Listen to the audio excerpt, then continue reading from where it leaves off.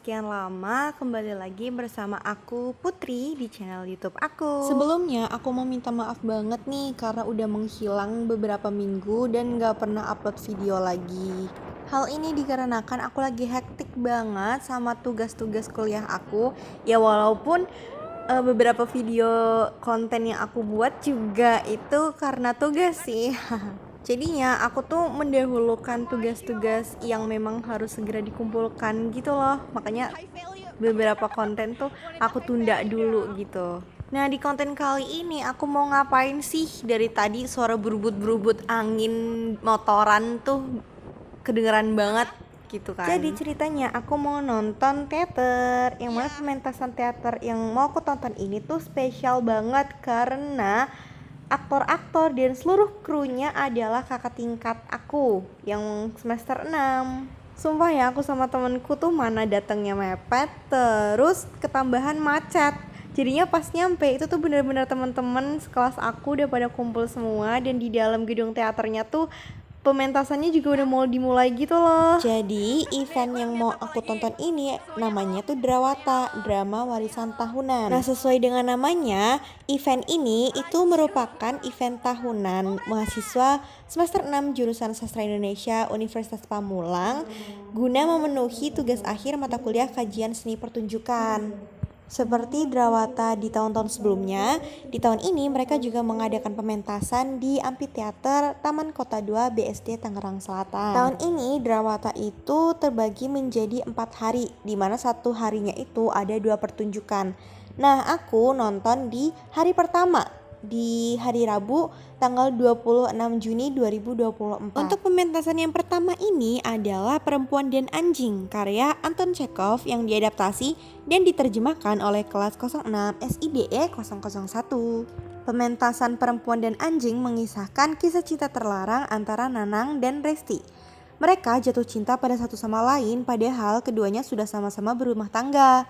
Resti kesal dengan suaminya yang selalu menghabiskan waktu dengan bekerja tanpa memperdulikan Resti yang kesepian di rumah.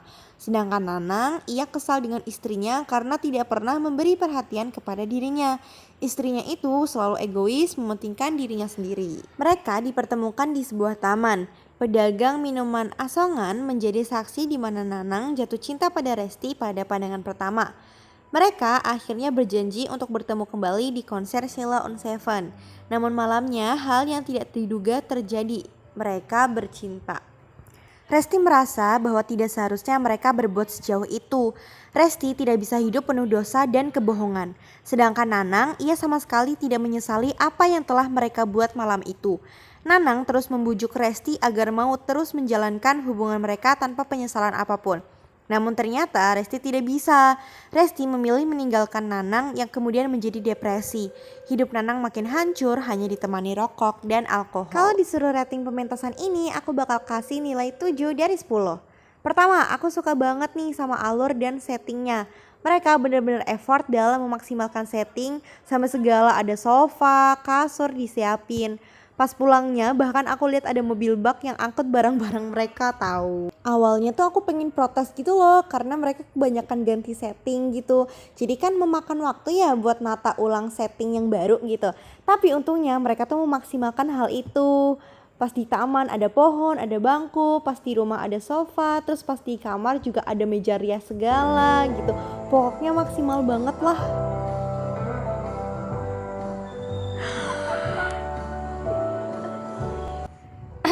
Oke, next kita lanjut review ya. Nah, alurnya ini menurut aku juga oke, karena dia jelas dan cepat dipahami. Apalagi aktornya dalam mengucapkan dialog itu juga dapat terdengar dengan baik oleh penonton. Kak, mau masuk YouTube, Kak. Nah, sayangnya penjiwaan mereka tuh menurut aku masih kurang. Bisa dilihat beberapa gerakan mereka tuh canggung, apalagi tokoh Resti. Malah di sini menurut aku yang paling menjiwai adalah karakter si tukang asongan yang pertama tadi. Oh iya, aku pikir tukang asongan ini malah punya peran penting di dalam cerita. Karena di awal kehadirannya dia benar-benar selalu menyela hubungan Resti dan Nanang. Tapi ternyata dia tuh cuman orang lewat aja gitu. Kemudian aku merasa endingnya tuh kurang greget karena adegan di mana Nanang sedang merokok dan mabuk-mabukan di taman tuh nggak tahu kenapa di aku kurang nampol. Dialog Nanang kurang kuat dan gaya tubuhnya belum terlalu menunjukkan perilaku orang yang sedang mabuk dan depresi. Tapi klimaksnya menurut aku tuh di adegan Nanang dan Resti bercinta. Tapi jangan mikir yang gimana-gimana dulu. Maksudnya tuh mereka cerdik banget gitu loh mengakalin adegan itu pakai layar proyektor. Jadi Nanang dan Resti tuh ada di balik layar dan yang kelihatan cuman bayangan mereka. Menurut aku itu butuh effort yang besar banget gitu sih, karena kan mereka harus luas dan gak canggung ya. Jadi jadi ini udah selesai satu pertunjukan, tinggal satu lagi.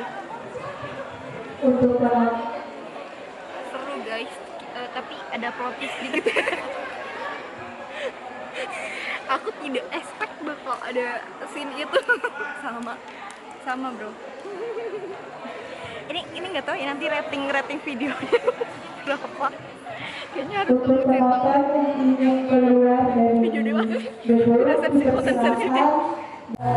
Poin plusnya lagi adalah pas adegan konser Sheila on Seven. Waktu mereka nyebut mau ketemuan di situ tuh aku langsung mikir, ini gimana caranya bikin setting konser di pementasan gitu kan. Ternyata mereka menempatkan beberapa figuran yang terlihat lagi asik nari-nari dan loncat-loncat di pojok panggung dengan latar musik lagu Sheila on Seven. Sementara kedua tokoh utama ada di tengah panggung lagi berdialog seolah-olah tuh mereka ya lagi ngobrol aja gitu di tengah-tengah konser. Di depan sana settingnya lagi diatur. Lanjut ke pementasan kedua, Orang Kasar. Ini menceritakan tentang Nyonya Martopo yang masih saja berkabung atas kepergian suaminya walau sudah setahun berlalu.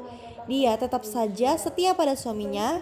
Dia mendedikasikan dirinya sendiri untuk ikut mati bersama suaminya. Dia mengurung dirinya sendiri di rumah di antara 4 dinding rumahnya. Dia hanya tinggal bersama pembantu-pembantu rumah tangganya. Salah satunya adalah Pak Darmo yang sangat setia dan tulus pada Nyonya Martopo. Suatu hari mereka kedatangan tamu yang sangat kasar dan tidak beretika. Walaupun sudah diusir, orang itu tuh tidak mau pergi. Ternyata ia datang untuk menagih hutang yang ditinggalkan oleh Tuan Martopo. Nyonya Martopo menolak untuk membayar karena bendahara rumahnya sedang pergi. Padahal Tuan Kasar membutuhkan uang itu karena besok paginya ia juga ingin membayar hutang. Maka Orang Kasar itu tetap menunggu di rumah Nyonya Martopo. Dia berkali-kali memerintah Pak Darmo dengan kasar. Nyonya Martopo yang kepalang kesal mengancam Orang Kasar dengan senapan peninggalan suaminya. Namun ternyata dia tidak bisa memakai senapan itu. Akhirnya Orang Kasar malah mengajari Nyonya Martopo menggunakan senapan. Pada saat itu Orang Kasar jatuh cinta pada Nyonya Martopo karena kecantikannya. Orang Kasar pun meminta Nyonya Martopo untuk menerima cintanya. Nyonya Martopo sempat ragu bahkan sampai mengusir Orang Kasar. Namun ia memang kesepian dan perlu menyembuhkan lukanya. Akhirnya Nyonya Martopo menerima cinta dari Orang Kasar. Wah, seriously, aku kasih pementasan ini nilai 8 dari 10. Aku suka banget sama chemistry antar tokohnya. Mereka betul-betul membangun atmosfer yang baik sehingga dialog di antara mereka tuh gak terasa kering dan kosong. Alur dari ceritanya sendiri juga gak membosankan walaupun mereka gak banyak berganti setting dan hanya terdiri dari satu babak. Mereka banyak banget memasukkan unsur komedi di dalam pementasannya. Entah itu dari karakter tokoh, dialog antar tokoh, bahkan perilaku tokoh.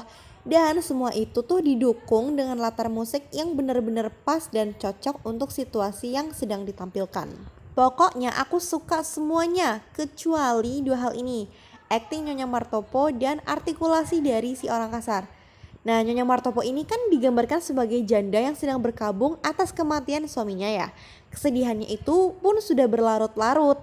Tapi justru kesan pertama yang aku dapat dari dia itu adalah seorang nyonya rumah yang galak dan keras.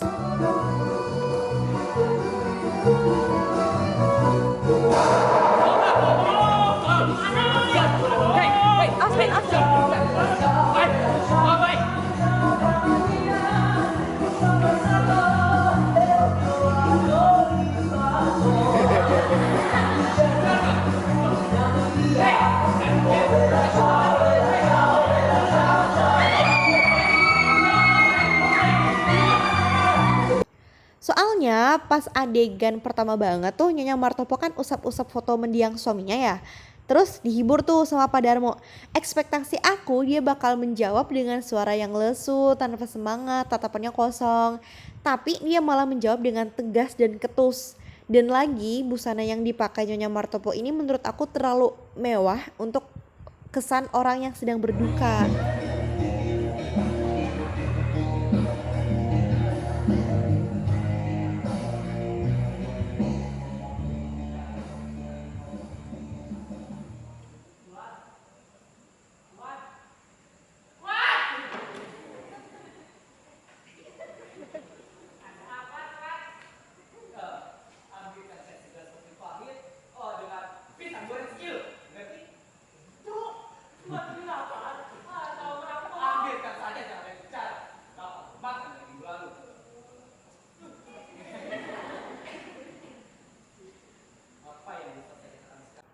Oh iya, di beberapa bagian mendekati akhir, pemeran Nyonya Martopo juga beberapa kali, kayaknya sih 2 kali, lupa dialog gitu. Jadi dia mengulang kalimatnya dan terbata-bata. Kemudian untuk orang kasar, sebenarnya ya dia tuh oke banget. Penjiwaannya mantep sampai aku ngerasa karakter itu tuh cocok banget untuk diperankan oleh dia gitu. Bahasa tubuhnya juga luwes, gak grogi, dialognya juga lancar. Tapi sayang banget artikulasi dia tuh kurang jelas. Aku yang nonton di barisan ketiga aja nggak bisa dengar jelas gitu dia ngomong apa. Dia juga mengucapkan dialognya cepet banget gitu. Padahal kan isi cerita ini sangat amat bergantung ya dengan dialog karena nggak ada pendukung apapun lagi untuk menjelaskan ceritanya. Nggak ada pergantian setting, nggak ada pergantian babak. Makanya aku ngerasa agak nggak paham sama jalan ceritanya karena nggak dengar dialog dari si orang kasar ini. Padahal juga dia itu menguasai sekitar 50% dialog di pementasan ini.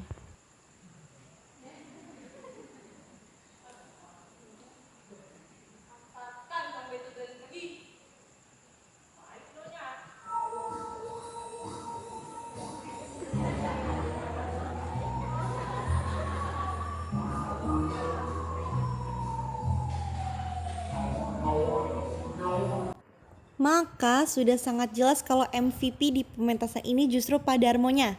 Karena menurut aku karakternya tuh nggak kekurangan suatu apapun. Mulai dari penjiwaan, bahasa tubuh, dialog, proyeksi suara, artikulasi, semuanya oke deh, pokoknya jelas gitu.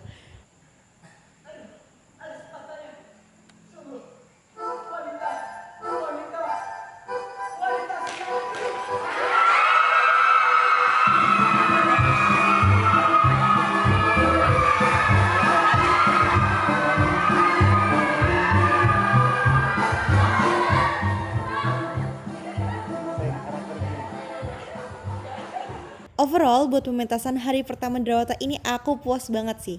Dengan tiket Rp25.000 aja aku dapat nonton 2 pertunjukan yang keren-keren sekaligus. Salut banget buat kakak-kakak tingkat yang udah mempersiapkan segalanya dengan baik dan matang.